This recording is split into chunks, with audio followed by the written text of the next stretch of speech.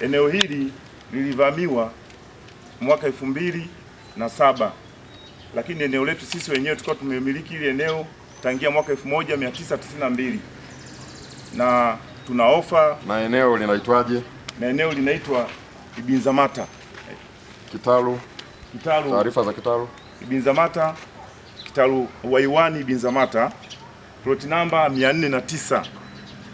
Lakini toka eneo lipovamiwa hili, mvamizi akatengeneza document aking'ang'ania kwamba ile eneo ni la kwake na ni plot namba hii ni 406 sio 409. Basi tukafika kwenye vyombo husika vyote ambavyo vinafahamika. Baada ya kufika ikatatuliwa mgogoro huu na kaambiwa aondoke, lakini akakaidi. Basi ikabidi twende mahakamani, mahakama ya Baraza la Ardhi na Nyumba. Tumefika pale, tumeendesha kesi hii kuanzia mwaka 2013 ili eneo mpaka sasa hivi 2026. Tumeenda mahakama kuu, amekata rufaa, tumeshinda. Anaamriwa aondoke, lakini hataki kuondoka.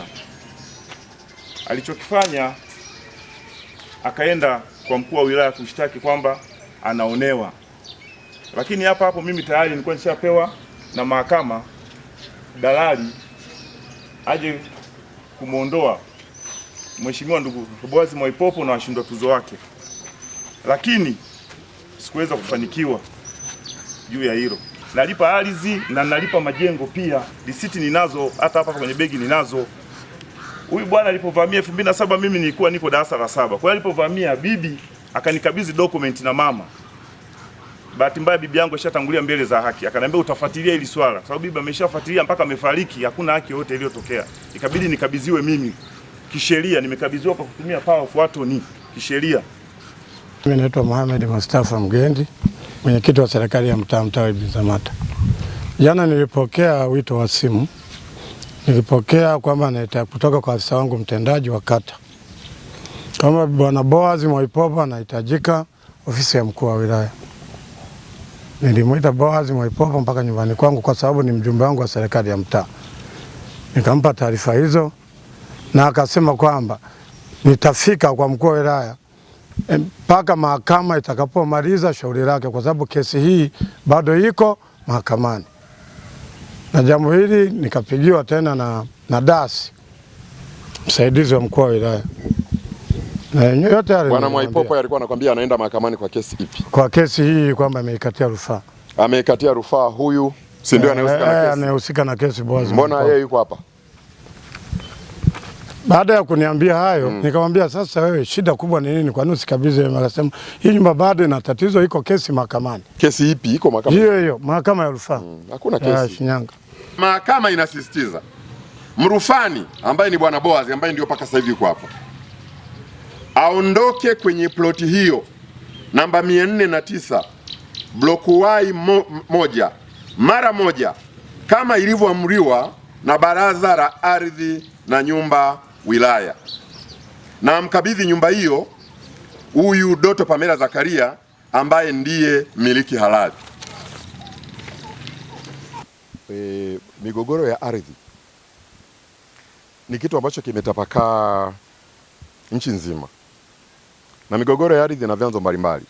Cha kwanza, tuna maafisa wa ardhi ambao sio waaminifu, wamekuwepo katika kipindi kirefu. Sasa hivi naweza nikaona ndio tunaanza kuwa na krimu ya maafisa wa ardhi wanaotekeleza wajibu wao, lakini kipindi cha nyuma nadhani sekta ya ardhi ilikuwa rampant na ilisababisha migogoro mingi sana. Kwa hiyo ni chanzo kimojawapo cha migogoro. Lakini aina ya pili ya migogoro ni ubabe tu wa mtaani, kwamba watu wanaishi kindugu, mimi na wewe ni ndugu, mimi eneo langu ni hili, unakuja unaniomba bwana, naomba pale niweke kibanda cha chips na kuruhusu, unaweka pale kibanda cha chips, unauzauza pale chips zako, mimi baadaye nafariki. Nikishafariki wewe unasema lile ni eneo lako, alafu unasema baba yenu wakati alikuwa hai mimi sikusumbulia hapa kwenye chips, ile eneo alishanikabidhi. Kwa hiyo mnaanza kwenda mahakamani, migogoro inaanza na inaendelea. Lakini ya tatu ni ubabe tu.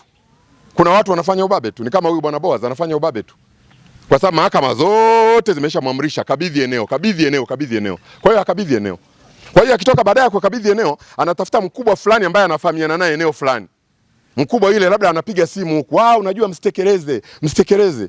Lakini mahakama kila siku inasema tekeleza. Lakini visimu vinakuja kutoka mahali mbalimbali usitekeleze, watu wanasita kutekeleza. Sasa bahati mbaya mimi sio mkuu wa wilaya wa namna hiyo. Mimi nasimamia utaratibu wa sheria na katiba ya nchi. Na hilo ndio jukumu ambalo Mheshimiwa Rais Dr. Samia Suluhu Hassan amenituma nije kufanya, kutenda haki.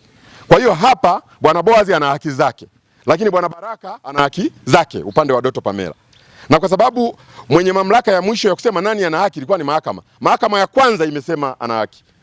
Ya pili imesema amekata rufaa nyingine ameambiwa na haki. Sasa hivi tena sijui anaandika tena vitu gani, anapeleka wapi? Na huku mahakama inazidi kuiandikia serikali, tekelezeni. Huyu mtu anapoteza muda, tekeleza. Kwa hiyo sasa tunatekeleza. Lakini mimi niendelee kusisitiza wananchi kwamba tunapokuwa tunapata changamoto za ardhi, nimesisitiza sana, ni muhimu sana kuzichukulia hatua kwa wakati. Tunapokuwa tunafanya mambo mbalimbali ya ardhi, tuyafanye kwa maandishi. Lakini pia tuna ofisi zetu za serikali. Lakini pia tuna ofisi ya ardhi. Hii ni manispaa imepimwa. Uwezi tu unang'ang'ania tu unakaa mahali fulani ambako ofisi ya ardhi inakwambia sio pa kwako. Kila mtu anakwambia sio pa kwako. Kwa hiyo hatuwezi tukaenda kwa utaratibu huo.